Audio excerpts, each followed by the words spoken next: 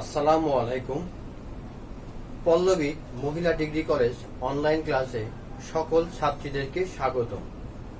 আমি প্রথমেই ধন্যবাদ জানাচ্ছি মহান আল্লাহ তাআলাকে, যিনি এই করোনা মহামারীর সময়ও আমাদেরকে সুস্থ সবল রেখেছেন। আমি আরো ধন্যবাদ জানাচ্ছি আমাদের অধ্যক্ষ মহোদয় এবং উপাধ্যক্ষ মহোদয় এবং অনলাইন ক্লাসের সাথে সংশ্লিষ্ট শিক্ষক মণ্ডলী এবং সকল ছাত্র ছাত্রী।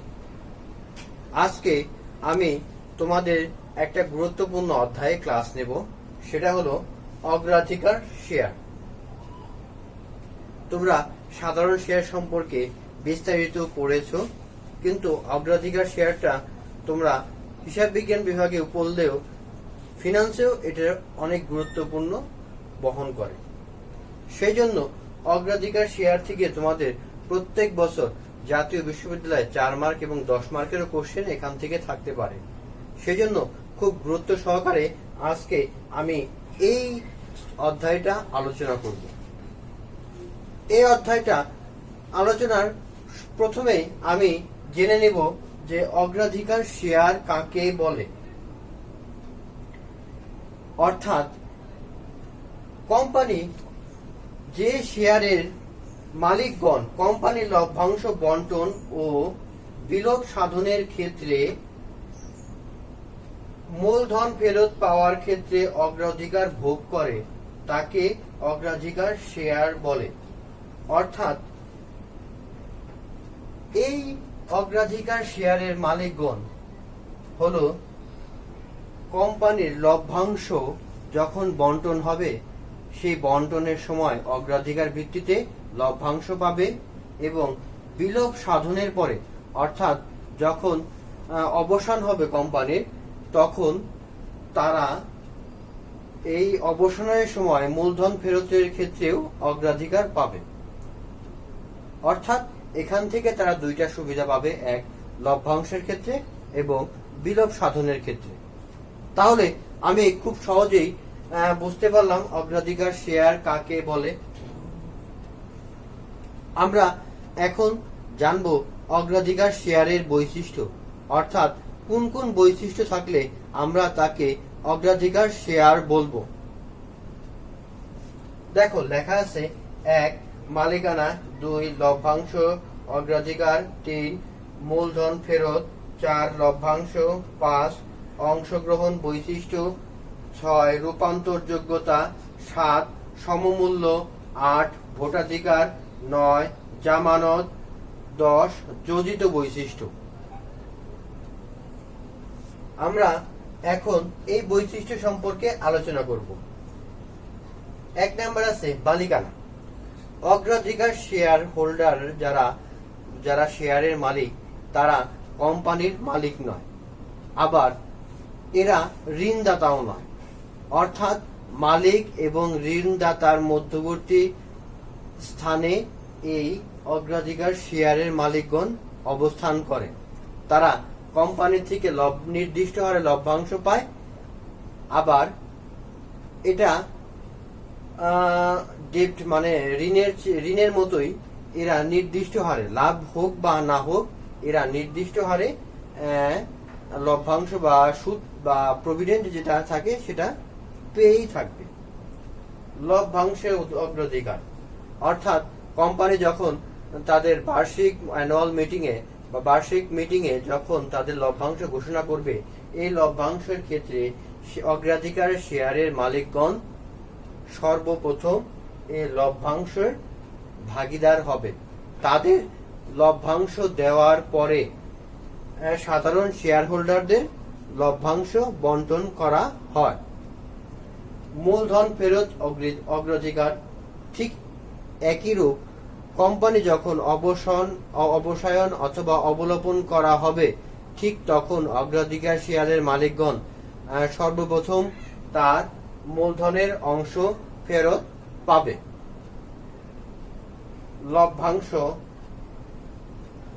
লভ্যাংশটা হলো অগ্রাধিকার শেয়ারের মালিকগণ লভ্যাংশ নির্দিষ্ট হারে পেয়ে থাকবে। অর্থাৎ যদি কোনো বছরে যদি লভ্যাংশ না অর্জিত হয়, তাহলে সেটা পরবর্তী বছরের সাথে সমন্বয় করা হবে। লভ্যাংশের ক্ষেত্রে অগ্রাধিকার শেয়ারের মালিকগণ সর্বপ্রথম সুবিধা ভোগ করবে। অংশগ্রহণ বৈশিষ্ট্য একটা খুবই গুরুত্বপূর্ণ বৈশিষ্ট্য।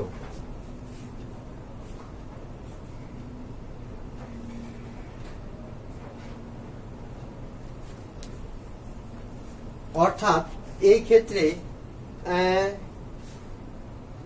অগ্রাধিকার শেয়ারের মালিকগণ অংশগ্রহণ শুধুমাত্র তারা নির্দিষ্ট হারে লাভ পেয়ে থাকবে। সাধারণ শেয়ার হোল্ডারদের মতো তারা কোম্পানি পরিচালনায় অংশগ্রহণ করতে পারবে না। রূপান্তর যোগ্যতা, অনেক সময় এই অগ্রাধিকার শেয়ারের ভিতর উল্লেখ থাকে যে 10 বছর পরে সাধারণ শেয়ারে রূপান্তর হবে। আমরা বেক্সিমকো ফার্মাসিউটিক্যালস এর নাম সবাই জানি। এই ফার্মাসিউটিক্যালসে প্রথমে অগ্রাধিকার শেয়ার বাজারে ছাড়ে, তারা নির্দিষ্ট সময় পরে ওই অগ্রাধিকার শেয়ার সাধারণ শেয়ারে রূপান্তরিত হয়ে যায়। সমমূল্য, অর্থাৎ একটা শেয়ারের মূল্য যে পরিমাণ হবে অগ্রাধিকার শেয়ারের মূল্য ঠিক একই পরিমাণ হবে, এটাই হলো সমমূল্য। ভোটাধিকার, অগ্রাধিকার শেয়ারের মালিকগণ কোম্পানি পরিচালনার ক্ষেত্রে ভোটাধিকার প্রয়োগ করতে পারে না, কারণ তারা কোম্পানির মালিক নয়। শুধুমাত্র শেয়ার হোল্ডাররাই এই কোম্পানি পরিচালক নির্ধারণ করার ক্ষেত্রে ভোটাধিকার প্রয়োগ করতে পারে। 9 নাম্বার, জামানত। জামানত একটা খুবই গুরুত্বপূর্ণ বিষয়।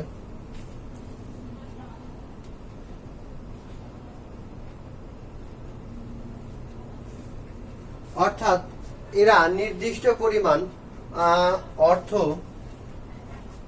পেয়ে থাকে, সেই ক্ষেত্রে এখানে কোনো জামানতের প্রয়োজন হয় না। এরা ঋণদাতার মতোই নির্দিষ্ট পরিমাণ, ঋণদাতা যেমন সুদ পেয়ে থাকে এরাও নির্দিষ্ট পরিমাণ লভ্যাংশ পেয়ে থাকে। এই ক্ষেত্রে জামানতের প্রয়োজন হয় না।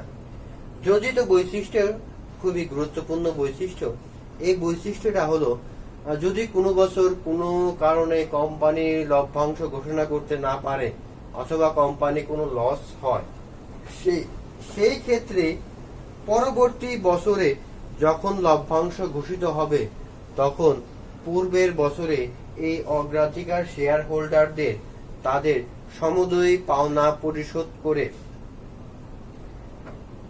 পরবর্তীতে সাধারণ শেয়ার হোল্ডারদের মাঝে লভ্যাংশ বন্টন করা হয়। অর্থাৎ কিউমুলেটিভ অ্যাক্টিভিটিস এর ক্ষেত্রে, অর্থাৎ দেখা গেছে যে এই বছর একটা কোম্পানি লভ্যাংশ ঘোষণা করতে পারে নাই, পরবর্তী বছর যখন লভ্যাংশ ঘোষণা করবে তখন সাধারণত অগ্রাধিকার শেয়ার মালিকদের পূর্ব বছরের বকেয়া প্লাস বর্তমান বছরের লভ্যাংশ দুটা প্রদান করার পরে অবশিষ্ট যা থাকবে তাই সাধারণ শেয়ার হোল্ডারদের মাঝে বন্টন করা হবে। তাহলে তোমরা অতি সহজেই বুঝলা অগ্রাধিকার শেয়ার কাকে বলে, অগ্রাধিকার শেয়ারের বৈশিষ্ট্য। তোমরা একটু দেখো,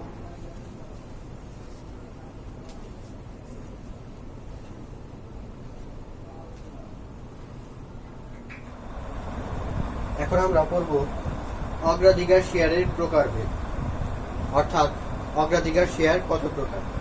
1 নম্বরে দেখো সঞ্চয়ী অগ্রাধিকার শেয়ার, 2 অসঞ্চয়ী অগ্রাধিকার শেয়ার, 3 পরিশোধযোগ্য অগ্রাধিকার শেয়ার, 4 অপরিশোধযোগ্য অগ্রাধিকার শেয়ার, 5 অংশগ্রহণকারী অগ্রাধিকার শেয়ার, 6 অংশগ্রহণবিহীন অগ্রাধিকার শেয়ার, 7 নম্বর রূপান্তরযোগ্য অগ্রাধিকার শেয়ার, 8 নম্বর অরূপান্তরযোগ্য অগ্রাধিকার শেয়ার। এগুলো বিস্তারিত আমরা এখন আলোচনা করব। সঞ্চয়ী অগ্রাধিকার শেয়ার বলতে আমরা সেই অগ্রাধিকার শেয়ারকে বুঝাবো যে অগ্রাধিকার শেয়ারের ভিতরে যদি কোনো বছর কোম্পানি মুনাফা দিতে না পারে তাহলে পরবর্তীতে পরবর্তী বছরে যখন মুনাফা হবে তখন বিগত বছরে এই মুনাফা সহ এই অগ্রাধিকার শেয়ার হোল্ডারদের মুনাফা প্রদান করা হয়। অর্থাৎ যদি কোনো বছর কোম্পানির লাভ হলো না তখন অবশ্যই লভ্যাংশ দেবে না, কিন্তু যখন পরবর্তী বছরে যদি লভ্যাংশ অর্জিত হয় তখন তাকে এই বকেয়া সহ লভ্যাংশ প্রদান করতে হবে। অসঞ্চয়ী অগ্রাধিকার শেয়ার এটা হলো এই ক্ষেত্রে কোম্পানির যদি মুনাফা অর্জিত না হয় সেই ক্ষেত্রে কোম্পানি বিগত বছরের বকেয়া কখনোই এই লভ্যাংশ প্রদান করবে না এই অসঞ্চয়ী অগ্রাধিকার শেয়ারের ক্ষেত্রে। পরিশোধযোগ্য অগ্রাধিকার শেয়ার অর্থাৎ যে অগ্রাধিকার শেয়ারের মূল্য অবশ্যই পরিশোধ করতে হবে সেটাই পরিশোধযোগ্য। অর্থাৎ এই পরিশোধ করার ফলে যে এরা বকেয়া সহ লভ্যাংশ অবশ্যই পাবে। অপরিশোধযোগ্যের ক্ষেত্রে অর্থাৎ এখানে লভ্যাংশ পরিশোধ নাও করতে পারে, যদি কোনো বছর লভ্যাংশ না হয় তাহলে কোম্পানি লভ্যাংশ পরিশোধ করবে না। অংশগ্রহণকারীরা সাধারণত শেয়ার হোল্ডাররা যে পরিমাণ লভ্যাংশ পেয়ে থাকে এই অংশগ্রহণকারী অগ্রাধিকার শেয়ার হোল্ডাররা ঠিক সেই পরিমাণ লভ্যাংশ পেয়ে থাকে, অর্থাৎ শেয়ার হোল্ডারদের সমহারে। আর অংশগ্রহণবিহীন এই ক্ষেত্রে অংশগ্রহণবিহীন হলো যে ক্ষেত্রে কোম্পানি নির্দিষ্ট হারে লভ্যাংশ পাবে। অর্থাৎ যদি কোনো বছর অত্যাধিক লভ্যাংশ প্রদান করা হয় সেই ক্ষেত্রে তারা নির্দিষ্ট পরিমাণ লভ্যাংশই পাবে, শেয়ার হোল্ডারদের মতো বেশি পাবে না। রূপান্তরযোগ্য অগ্রাধিকার শেয়ার এই শেয়ারের ক্ষেত্রে নির্দিষ্ট বছর উল্লেখ করা থাকে, এই বছর পরে এটা সাধারণ শেয়ারে রূপান্তর হবে। বাংলাদেশে বেক্সিমকো ফার্মাসিউটিক্যালস লিমিটেড 10 বছর মেয়াদী অগ্রাধিকার শেয়ার যে শেয়ারগুলো বাজারে ছেড়েছিল তা 10 বছর পরেই সাধারণ শেয়ারে রূপান্তর হয়ে যায়। অরূপান্তর যোগ্য অগ্রাধিকার শেয়ার এই ক্ষেত্রে সাধারণ শেয়ার আজীবন এই অগ্রাধিকার শেয়ারের ভিতরেই থাকবে, অর্থাৎ কোম্পানি বিলোপ সাধনের আগ পর্যন্ত এই অগ্রাধিকার শেয়ার সাধারণ শেয়ারে রূপান্তর করা যাবে না, অর্থাৎ সেই পর্যন্ত তারা অগ্রাধিকার শেয়ারের ভিতরেই অন্তর্ভুক্ত থাকবে। তাহলে আমরা এই 8 প্রকার সম্পর্কে বিস্তারিত করলাম। এখন আমরা অঙ্কর দিকে যাব। আরেকটা কোশ্চেন তোমাদের 2 মার্ক অথবা 4 মার্কের জন্য আসে, সেটা হলো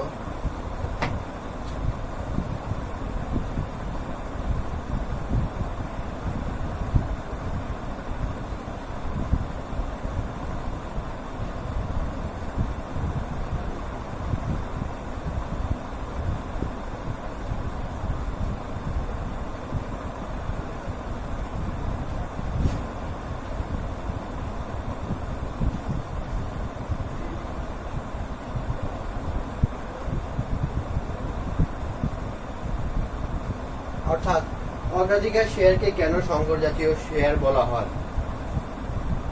খুব সহজে তোমরা এই কোশ্চেনটার অ্যান্সার লিখতে পারো, কারণ অগ্রাধিকার শেয়ারটা হলো সাধারণ শেয়ারের বৈশিষ্ট্য এবং ঋণদাতার যে বৈশিষ্ট্য তার সুবিধা নিয়েই অগ্রাধিকার শেয়ারের বৈশিষ্ট্য পরিলক্ষিত হয়।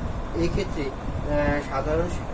সাধারণ শেয়ারদের মতো নির্দিষ্ট পরিমাণ লভ্যাংশ পায়, আবার ঋণদাতার মতো যে নির্দিষ্ট হারে সুদও পেয়ে থাকে বা নির্দিষ্ট পরিমাণ সুদও পেয়ে থাকে। অর্থাৎ ঋণ গ্রহীতা এবং সাধারণ শেয়ারদের উভয় বৈশিষ্ট্য বিদ্যমান বিধায় অতি সহজে অগ্রাধিকার শেয়ারকে সংকর জাতীয় শেয়ার বলা হয়, অর্থাৎ হাইব্রিড কয়েকটা, অর্থাৎ সাধারণ শেয়ারের বৈশিষ্ট্য এবং ঋণ গ্রহীতার যে বৈশিষ্ট্য আছে এই 2 বৈশিষ্ট্য বিদ্যমানের সংমিশ্রণের কারণে এই অগ্রাধিকার শেয়ারকে সাধারণত সংকর জাতীয় শেয়ার বলা হয়। এটা তোমাদের 2 মার্কের আসতে পারে, 1 মার্কের আসতে পারে, 1 মার্ক 4 মার্কের আসতে পারে, এটা কখনো 10 মার্কের তোমাদের কোশ্চেন আসবে না। তো তোমরা একটু বানিয়ে লিখলে তোমাদের হুবহু এই মার্কগুলো দিয়ে দিবে। তোমরা সাধারণ শেয়ারের বৈশিষ্ট্য ভালোগুলো নিয়ে এবং এই ঋণের যে বৈশিষ্ট্য ভালো দিকগুলো আছে সম্পূর্ণ কম্বাইন করলে তোমরা এই অগ্রাধিকার শেয়ারের বৈশিষ্ট্য সহজেই খুঁজে পাবা। তোমরা বইতে দুই একবার দেখে নিও, তাহলেই খুব সহজেই তোমরা এই কোশ্চেনটার অ্যান্সার দিতে পারবে। এখন আমরা দেখব সাধারণ অগ্রাধিকার শেয়ারের যে অঙ্কগুলো আছে সেই অঙ্কগুলো দেখব।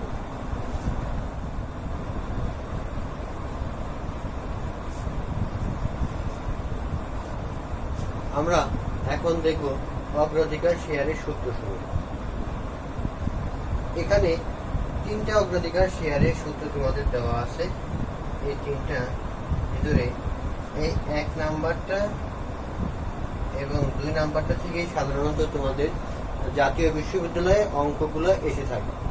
তাহলে আমি 1 নাম্বারটা দেখো, অগ্রাধিকার শেয়ারের সূত্র,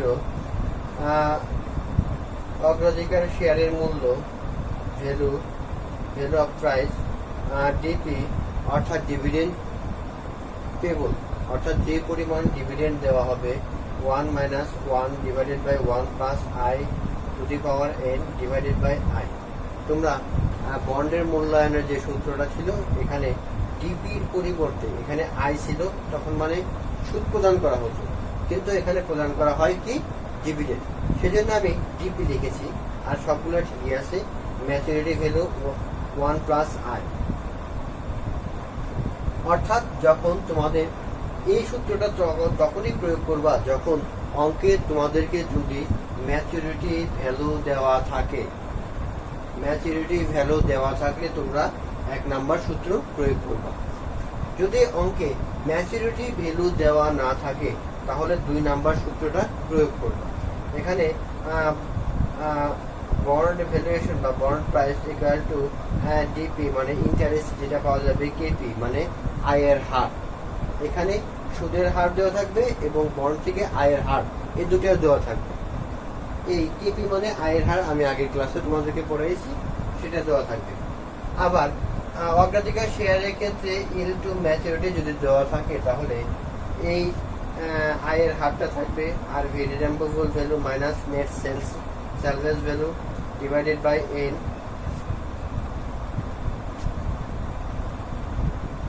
divided by RV minus NSB divided by 2 multiple 100। অর্থাৎ তোমাদের এই ক্ষেত্রে আগের যে ইল টু ম্যাচুরিটির যে অঙ্কগুলো আমি করিয়েছিলাম, সেই ইল টু ম্যাচুরিটির ক্ষেত্রে এখানটা খালি সুদের পরিবর্তে আয়ের হারটা দেওয়া থাকবে।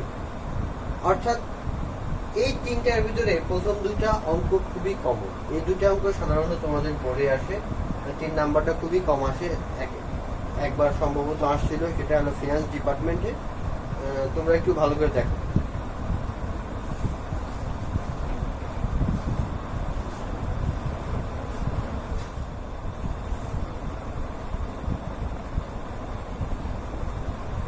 এখন আমি তোমাদের এই সূত্রের 1 নাম্বার যে অঙ্কটা আছে সেই অঙ্কটা নিয়ে আলোচনা করব।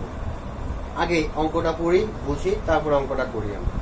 দেখো, Mr. X has a 10% preferable stock redeemable after 12 years, having face value of taka 1000. The yield of the type of preferred stock is 30%. Find out the value of the bond.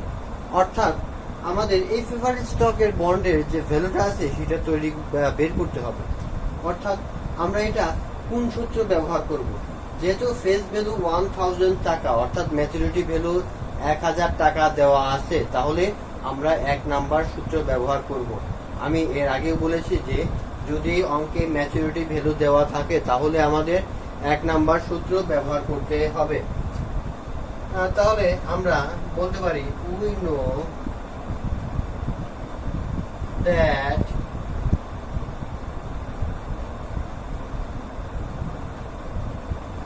bond value সমান সমান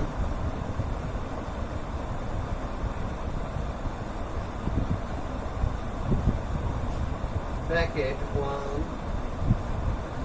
1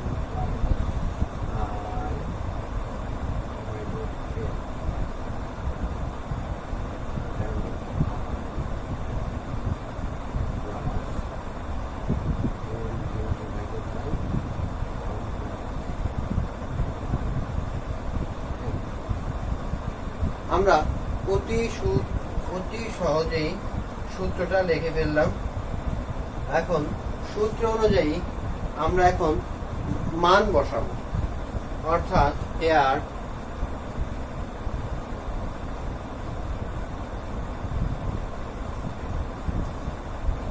এখানে স্পষ্টভাবে দেওয়া আছে যে 10% preferred stock, অর্থাৎ অগ্রাধিকার শেয়ারের ক্ষেত্রে অবশ্যই এই কথাটা উল্লেখ থাকে।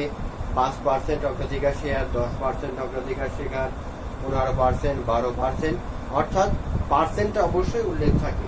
তাহলে আমরা এখন এই ডিভিডেন্ডের পরিমাণটা আমরা বের করে নিই। ডিভিডেন্ডের পরিমাণ হলো, এখানে 1000 টাকা আছে, ভ্যালু পূরণ 10%, অর্থাৎ 1000 টাকার যে 10% বের হবে সেটা হবে 100, অর্থাৎ 100 প্রতি বছর বা লভ্যাংশ সময় রেখে এই কোম্পানি শেয়ার হোল্ডারকে 10% সুদ তাকে বা 10% ডিভিডেন্ড তাকে দিতেই হবে। তারপরে আছে আয় 13%, এটাকে আমরা এভাবেও লিখতে পারি। তারপরে আছে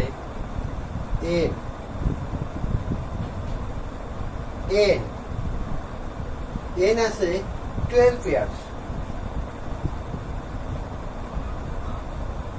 আর আছে এমবি ম্যাচুরিটি ভ্যালু 100,000। সরি, আমরা এখন অতি সহজেই অঙ্ক থেকে এই মানগুলো পেলাম। এখন আমরা এই মানগুলো বসাবো। 100 plus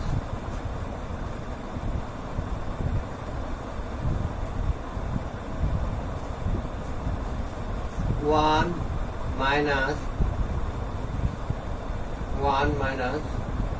1 plus 0.13 to the power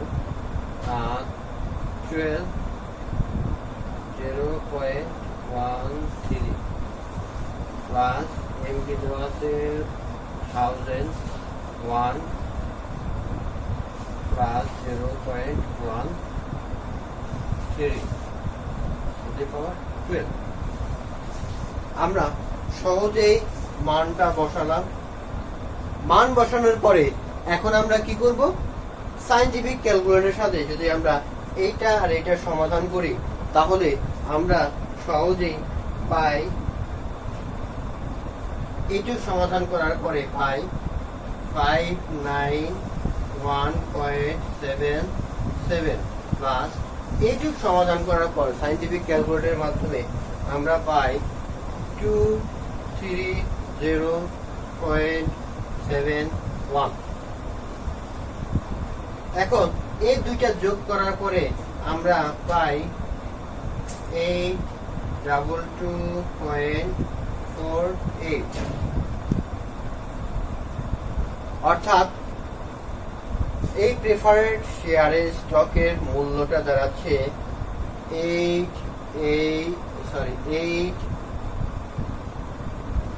82248 টাকা। আমরা খুব সহজেই সূত্রের মাধ্যমে সূত্র প্রয়োগ করে এই অঙ্কটা সমাধান করে ফেললাম। আমরা এখন 2 নাম্বার অঙ্ক নিয়ে আলোচনা করব।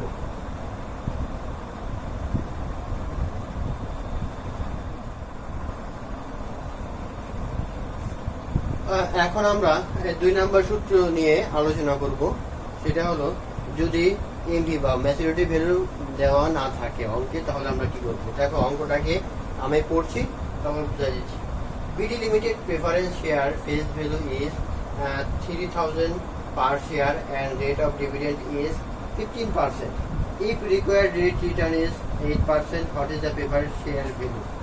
অর্থাৎ এখানে এমভি ম্যাচুরিটি ভ্যালুটা উল্লেখ করার নাই, তার মানে সেজন্য আমরা যে সূত্রটা ব্যবহার করব সেটা হলো we know that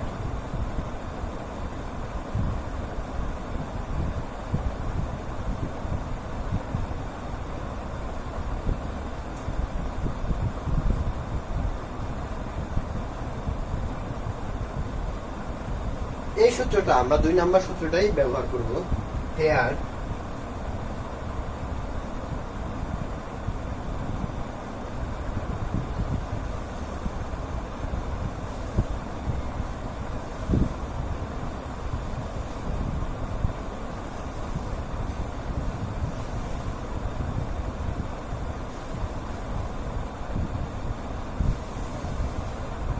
অর্থাৎ জিও যারা ডিভিডেন্ড পেমেন্টের যে মূল্যটা সেটা আমরা 15% ব্যয় হলো 450 টাকা। আর কে ই অর্থাৎ রিকোয়ার্ড রেট অফ রিটার্ন এখানে উল্লেখ করা আছে 8%, সমান সমান আমরা এটাকে এভাবেও লিখতে পারি। তাহলে খুব সহজে আমরা এখন মান বসায় দেই।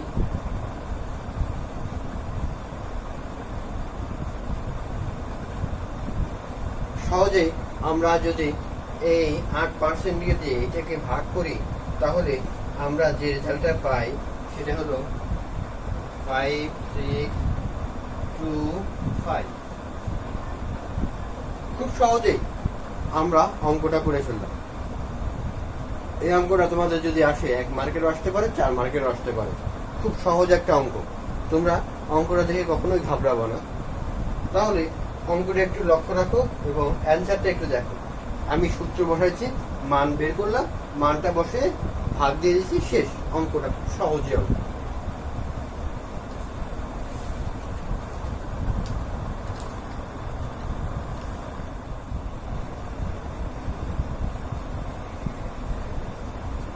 আমরা এখন সূত্রের 3 নাম্বারটা নিয়ে আলোচনা করব। 3 নাম্বারটা ছিল অগ্রাধিকার শেয়ারের ইনটু ম্যাচুরিটি, অর্থাৎ মেয়াদ পূর্তিতে যে আয়ের হারটা কত ছিল সেটা আমরা বের করব এই অগ্রাধিকার শেয়ার। একটা অঙ্ক দেখো, এই কোম্পানি 12% প্রেফারেড স্টক সব টাকা 1000 par value currently sold for 900 per share. The stock of redeemable after 13 years. Calculate YTN. অর্থাৎ এখানে ইনটু ম্যাচুরিটি আমাকে বের করতে হবে। তাহলে আমরা সর্বপ্রথম এইটা বের করার সূত্রটা আগে লিখি। We know that. আমরা জানি যে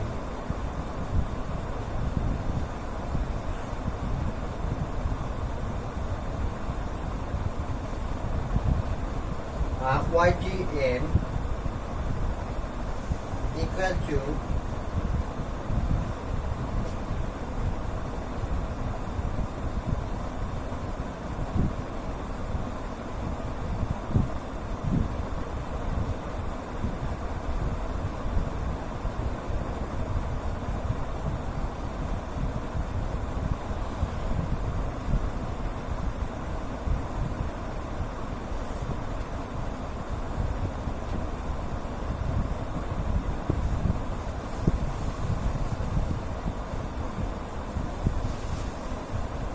সূত্রটা অতি সহজেই আমরা লিখে ফেললাম। এখন সূত্র অনুযায়ী আমরা কি করব, মান বসাবো। তাহলে প্রথমে ডিও অথবা ডিপি যাই লেখো তোমরা, 1000 ইনটু, দেখো এই কোম্পানি 12% প্রেফারেড শেয়ার, তার মানে হবে 12%, অর্থাৎ এখানে আসে হলো 120। তারপরে আছে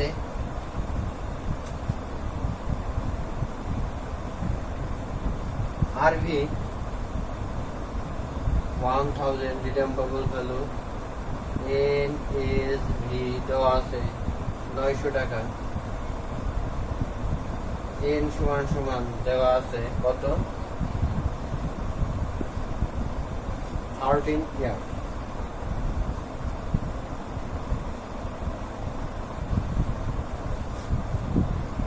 এখন আমরা এই সূত্র প্রয়োগ করলাম। এখন আমরা মান বসাবো। মান বসানোর পরে যোগ বিয়োগ গুণ ভাগ করার পরে আমরা অ্যান্সারটা পেয়ে যাব। 120 1000 মাইনাস 900 ডিভাইডেড বাই n অর্থাৎ 13। নিচে 1000 যোগ 900 ভাগ 2 পুরো 1। আমরা এইটুক যোগ বিয়োগ, এখন এটা আলাদা যোগ বিয়োগ করব, এটা আলাদা যোগ বিয়োগ করব। তাহলে আমরা এইটুক যোগ বিয়োগ করে আমরা যেটা পাই সেটা হলো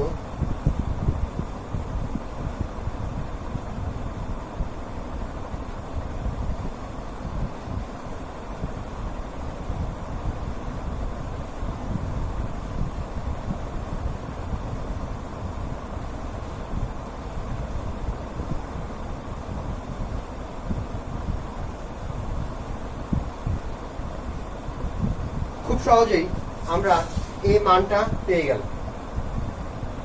এই মানটা আমরা খুব সহজেই পেলাম। তাহলে এখন এই সামান্য একটু যোগ বিয়োগ গুণ করা বা ভাগ আর এবং গুণ করার পরে আমরা যে মানটা পাই 13.44%। আমার আগের ক্লাসে বলেছি, যদি ইল টু ম্যাচুরিটি থাকে অর্থাৎ মেয়াদ পূর্তির হার থাকে তাহলে অবশ্যই শতকরা এবং পার্সেন্টেজ হবে। অর্থাৎ আমার এই 13.44% হলো এই কোম্পানির থেকে আয়ের হার। অর্থাৎ আমার অগ্রাধিকার শেয়ারে আয়ের হার হলো কত পার্সেন্ট আসতেছে? 13.44%।